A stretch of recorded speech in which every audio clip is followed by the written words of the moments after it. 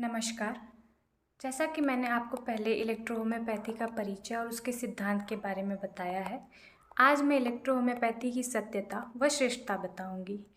प्रत्येक चिकित्सा विज्ञान की अपनी अपनी फिलॉसफी होती है और उसकी एक आधारशिला होती है तथा कुछ गुण व अवगुण भी होते हैं जिनके आधार पर चिकित्सा विज्ञान की सत्यता व श्रेष्ठता का पता चलता है। इलेक्ट्रोहोम्योपैथी में सभी चिकित्सा पद्धतियों के सिद्धांतों का सामंजस्य है।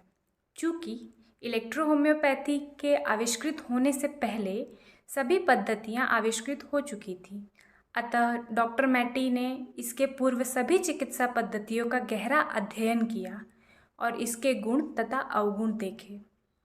प्रत्येक पद्धति में कुछ न कुछ कमी के कारण उन्हें कार्य करने का अवसर मिला और इस प्रकार उन्होंने सभी पद्धतियों के दोषों को समाप्त कर एक अत्यंत गुणकारी, निर्दोष, हानि रहित इलेक्ट्रोहोम्योपैथी नामक चिकित्सा विज्ञान का आविष्कार 1865 में किया। इलेक्ट्रोहोम्योपैथी एक स्वतंत्र व पूर्ण चिकित्सा पद्धति है। यह किसी अन्य पद्धति पर ना ही आधारित है और ना ही आश्रित है। मैं आपको इसकी विशेषताएं बता रही हूँ। पहला, इसकी दवाएं अत्यंत गुणकारी, तत्काल फायदा पहुंचाने वाली हैं। दूसरा, इसकी दवाएं विष रहित होती हैं। तीसरा, यह दवाएं अपना साइड इफेक्ट नहीं डालती हैं तथा औषधियां रोग पैदा नहीं करती। खाने में कड़वी, कसैली नहीं होती, इसलिए बच्चे बूढ़े सभी लोग आसानी से खा सकते हैं।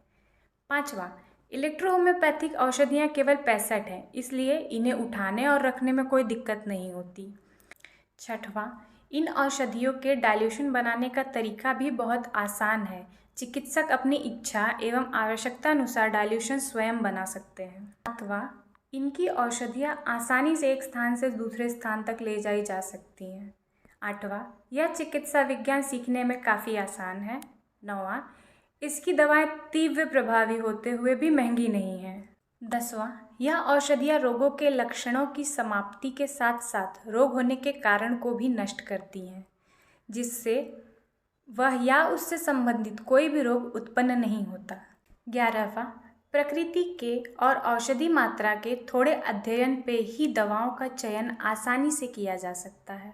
12वां, यह दवाएं रिएक्शन नहीं करती। यदि कभी रोग वृद्धि हो भी गया तो उसी औषधि की उल्टी शक्ति या नींबू या सिरका के थोड़े से प्रयोग से दूर किया जा सकता है। 13वां, इनकी औषधियाँ केवल वनस्पति जगत से ही तैयार की जाती हैं। 14वां, इनकी औषधियाँ डिस्टिल वाटर में तैयार की जाती हैं, इसलिए इनकी औषधि शक्ति अन्य औषधियों के अपेक्षा अधिक सुरक्षित रहती है और इसी कारण यह औषधियाँ तीव्र प्रभावी होती हैं। 15वां, इन औषधियों के निरंतर प्रयोग से पैतृक रोगों के क्रम को तोड़ा जा सकता है और इसके निरंतर प्रयोग से अगली पीढ़ियों में होने वाली बीमारियों को भी रोका जा सकता है।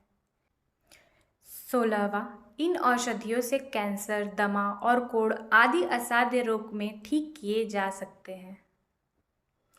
यदि कैंसर और कोढ़ अपने अंतिम चरण में पहुंच गए हो तो चिकित्सा द्वारा रोगी के कष्ट में काफ़ी कमी लाई जा सकती है।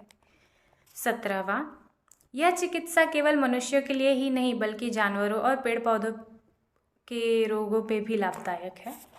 18वां, इन औषधियों को आपस में आवश्यकता अनुसार मिलाया भी जा सकता है।